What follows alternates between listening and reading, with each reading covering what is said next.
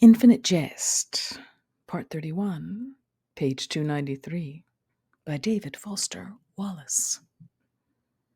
By Halloween, his control was even better than his distance. It wasn't by accident that the special team's assistant described it as touch.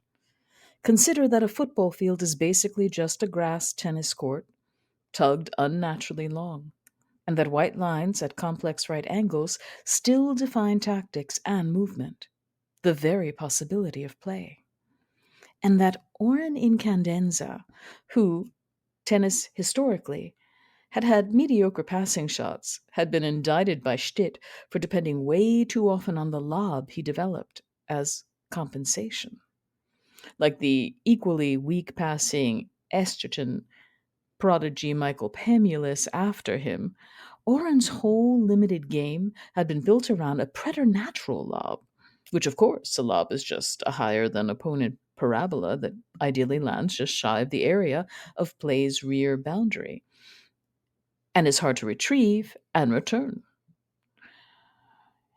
Gerhard Stitt and de Lint and their depressed protectors had to sit eating butterless popcorn through only one cartridge of one BU game to understand how Orin had found his major sport niche.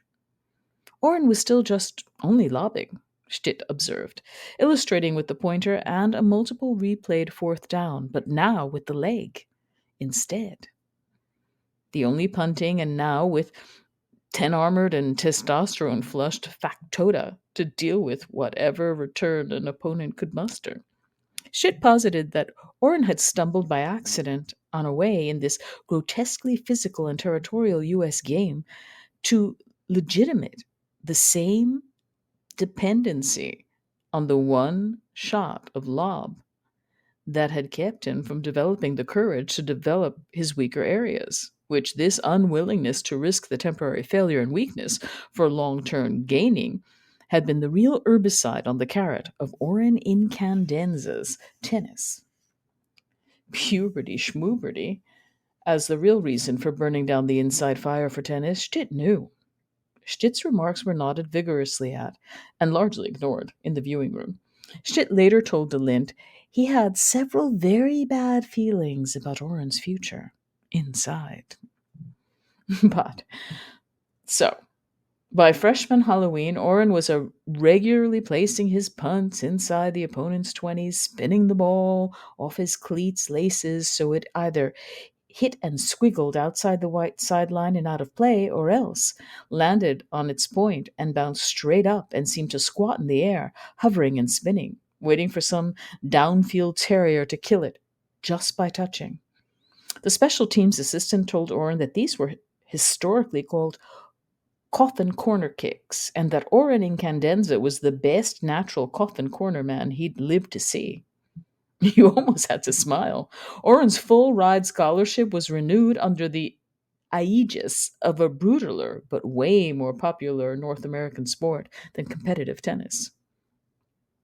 This was after the second home game, around the time that a certain actionizingly pretty baton twirler, invoking mass pep during breaks in the action, seemed to begin somehow directing her glittering sideline routines at Orin in particular. So, and then, the only really cardiac grade romantic relationship of Orin's life took bilateral root at a distance during games without one exchanged personal phoneme. A love communicated across grassy expanses against stadiums' monovocal roar entirely through stylized repetitive motions. His functional, hers celebratory, their respective little dances of devotion to the spectacle they were both, in their different roles, trying to make as entertaining as possible. But so the point was that the accuracy came after the distance. In his first couple games, Orin had approached his fourth down task as one of simply kicking the ball out of sight and past hope of return. The dreamy ST assistant said this was a punter's natural pattern of growth and development. Your raw force tends to precede your control. In his initial home start, wearing a padless uniform that didn't fit and a wide receiver's number, he was summoned when BU's first drive stalled on the 40 of a Syracuse team that had no idea it was in its last season of representing an American university. A side issue. College sports analysts would later use the game to contrast the beginning and end of different eras. But a side issue. Orin had a book long of 73 yards that day and an average hang of 8 point something seconds. But that first official punt exhilarated the carrot, the PGOAT, the monovocal roar of a major sport crowd. He sent over the head of the Orangeman back, waiting to receive it, over the goalposts and the safety nets behind the goalposts, over the first three sections of seats, and into the lap of an emeritus theology professor in row 52 who needed opera glasses to make out the play itself. It went in the books at 40 yards, that baptismal competitive punt. It was really almost a 90-yard punt, and had the sort of hang time the special teams assistant said you could have tender and sensitive intercourse during. The sound of the podiatric impact had silenced a major sport crowd, and a retired USMC flyer who always came with petroleum jelly samples he hawked to the knuckle-chapped crowds in the Nickerson stands told his cronies in a Brookline watering hole after the game that this incandenza kid's first public punt had sounded just the way Rolling Thunder's big-bellied Berthas had sounded, the exaggerated whomp of incendiary tonnage, way larger than life. After 4 weeks, Orin's success at kicking big shaped balls was way past anything he'd accomplished hitting little round ones. Granted, the tennis and Eschetten hadn't hurt, but it wasn't all athletic. This affinity for the public punt, it wasn't all just high level competitive training and high pressure experience transported intersport. He told Joelle Van Dyne, she of the accent and baton and brain locking beauty, told her in the course of an increasingly revealing conversation after kind of amazingly she had approached him at a Columbus Day major sport function and asked him to autograph a squishy sided football he kicked a hole through in practice. The deflated bladder had landed in the Marching Terriers' sousaphone player's sousaphone and had been handed over to Joelle after extrication by the lardy tubist, sweaty and dumb under the girl's actionalizing, imploring gaze, and asked him, Orin, now also suddenly damp and blank on anything attractive to say or recite, asked him in an emptily resonant drawl to inscribe the punctured thing for her own personal daddy. One, Jolan Van Dyne of Shiny Prize, Kentucky, and she said also of the Dyne Riney Proton Donor Region Corporation of nearby Boaz, Kentucky, and engaged him, oh, in a slowly decreasingly one sided social function type conversation. The PGOAT was pretty easy to stay in a one to one like tete a tete with, since no other terrier could bring himself within 4 meters of her. And Orin gradually found himself almost meeting her as he shared that he believed it wasn't all athletic. Punting's pull for him, that a lot of it seemed emotional and or even, if there was such a thing anymore, spiritual. A denial of silence. Here were upwards of 30,000 voices, souls, voicing approval as one soul. He invoked the raw numbers, the frenzy. He was thinking out loud here.